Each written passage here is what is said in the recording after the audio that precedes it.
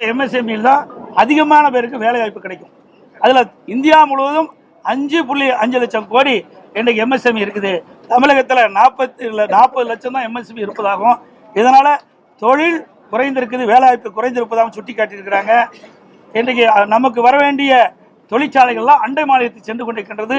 இந்த ஆட்சியினுடைய அலட்சியத்தினால் என்பதை சுட்டி காட்டியிருக்கிற பல்வேறு துறையில் பணியாற்றுகின்ற அரசு ஊழியர்கள்லாம் இன்றைக்கு பல போராட்டங்கள் நடத்தி மன உளைச்சல் இருப்பதாகவும், அவர்களுக்கு தேவையான உதவிகளை இந்த அரசு கோரிக்கைகளை நிறைவேற்றவில்லை என்பதை சுட்டி காட்டியிருக்கிறாங்க. அது மட்டும் இல்லை, நாங்கள் வெளிநடப்பு செஞ்சுருக்கிறோம். இன்னைக்கு அனைத்து இந்திய அண்ணா திராவிட முன்னேற்ற கழக ஆட்சியில் சட்ட ஒழுங்கு பேணி காக்கப்பட்டது, சட்டத்தின் ஆட்சி நடைபெற்றது. கடந்த 4.5 ஆண்டு திராவிட முன்னேற்ற கழக ஆட்சியில் சட்ட ஒழுங்கு அடியோடு சீர்கட்டு விட்டது. இன்றைக்கு எங்கே பார்த்தாலும் கொலை, கொள்ளை, திருட்டு, வழிப்பறிவு, பாலியல் கொடுமை நடக்காத நாளே இல்லை.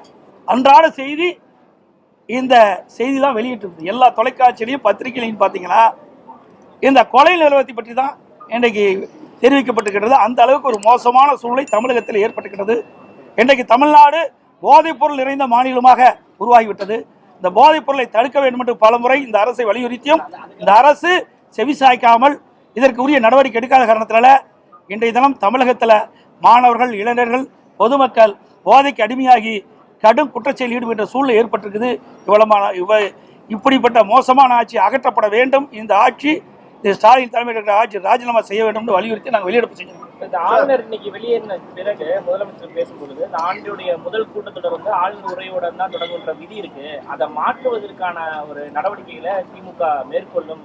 மற்ற மாநில அரசியல் கட்சிகள் இவரை அப்படி இவரே கற்பனை பண்ணிக்கிறாரு. இந்தியாவிலேயே சூப்பர் முதலமைச்சர் சொல்லிட்டு இருக்காரு. இவர் எதுவுமே இது வரைக்கும் நடந்தது கிடையாது. இன்னைக்கு நான் சொன்னதெல்லாம் இதை கவர்னர் அவர்கள் வெளியிட்டிருக்கிற அறிக்கையில் உண்மைதானே. இன்றைக்கு நேற்றுக்கு ஆளுநருடைய அவரே சொல்றாரு, சட்டப்பேரவை தலைவர் சொல்றாரு, அமைச்சரவை தயாரிக்கப்பட்ட அந்த உரையை தான் ஆளுநர் வாசிக்கிறாங்க. அதுல என்னென்ன தவறு சுட்டி காட்ட வேணும்ல. ஆளுநர் தவறான செய்தியை வாசிக்க மாட்டாங்கன்னு சொல்றாரு. அவருடைய நியாயம் அதுதான். ஒரு மேதக ஆளுநர் அவர்கள் தமிழகத்தில் நிலவுகின்ற நிலைமையை உண்மைத்தன்மை இருந்தால் தான் அதை பேச முடியும். தவறு இருக்கின்ற பொழுது சுட்டி காட்டுகிறார். இந்த அரசு அதை ஏற்றுக்கொள்ள மறுக்குது. அதனாலதான் இப்படிப்பட்ட வெளிப்படை. அது மட்டும் இல்ல, ஆளுநரை பற்றி என்ன செய்தி சொல்ல வேண்டுமோ அதையே முன்கூட்டி தயாரித்து முதலமைச்சர் அந்த சட்டமன்றத்தில் இன்றைக்கு தீர்மானமாக கொண்டாரு. எப்படி கவர்னர் இப்படி பேசுவார்னு தெரியும்.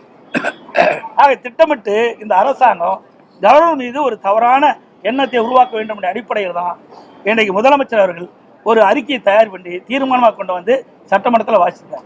இன்னொன்று, மேதக ஆளுநர் உரையில் வேற எந்த கருத்து சொல்ல முடியாது. அதுக்கு யாருக்கும் அந்த இது கிடையாது. பாரம்பரியமாக நீங்க பார்க்கின்ற பொழுது மரபு அப்படித்தான். மேதக ஆளுநர் உரையில் ஆளுநர் உரை மட்டும்தான் இடம்பெற வேண்டும். ஆனா முதலமைச்சர் தன்னுடைய கருத்துக்களை இதில் பதிவு செய்கிறார். இது எந்த விதத்தில் நியாயம்? மரபை மீறி செய்யறார். தமிழ்நாடு அரசு தயாரித்து கொடுத்த உரையில அதை சபாநாயகர் வாசிச்சாரு. இப்ப ஆளுநரும் தன்னுடைய விளக்கத்தை கொடுத்தாரு. இந்த விஷயங்கள்லாம், இந்த அம்சங்கள்லாம் இடம்பெறல அப்படின்னு. இரண்டுக்குமே பல்வேறு முரண்கள் இருக்குது. எப்படி புரிஞ்சுக்கொள்றது? முரண்பாடு இல்லை, உண்மையை கவர்னர் எழுத வேணுங்கிறார். தமிழகத்தில் நடைபெற்ற உண்மை செய்தியே மேதக ஆளுநருடைய இடம்பெறுங்க. நான் படிக்கின்ற பொழுது நீங்க செய்த தவறை சரி என்று நான் படிக்க மாட்டேன், வாசிக்க மாட்டேங்கிறார். இதுதான் பிரச்சனை. நடைபெறுகின்ற சம்பவங்கள் எவ்வளவு நான் சொன்னேன். பாலியல் குற்றங்கள் என்ன நடந்திருக்குது, வேலைவாய்ப்பு இருக்குது, தொழில் முதலீட்டை நீங்க ஒரு தவறான தகவலை புள்ளி விவரத்தை கொடுக்குறீங்க. அந்த புள்ளி விவரத்தை அதை நீங்க தயாரித்து கொடுக்குறீங்க. அதை நான் வாசிக்கணுமா? இதை திருத்தி கொடுன்னு தான் சொல்றேன், வாசிக்கணும்னு சொல்லல. தமிழகத்தில் இருக்கின்ற உண்மை நிலையை நீங்க அமைச்சரவையில் வச்சு கொத்தவடி கொடுங்க, நான் அதை நான் வாசிக்கிறேன். சார் இது ஆளுநர் அவர்கள் இதுக்கு நான் விமர்சனம் செய்வது சரியல்ல. மேதக ஆளுநரை பற்றி விமர்சனம் செய்வது முறையல்ல. நாங்க அதை செஞ்சதும் கிடையாது. வேண்டாம் சார், அதுதான் நான் சொல்றேன். அதுக்குள்ள நாங்க போக விரும்பல. புரியுதுங்களா? எங்களுக்கு வேண்டியது மக்களுடைய பிரச்சனைக்கு தான் நாங்க தேர்ந்தெடுத்துக்கிறோம்.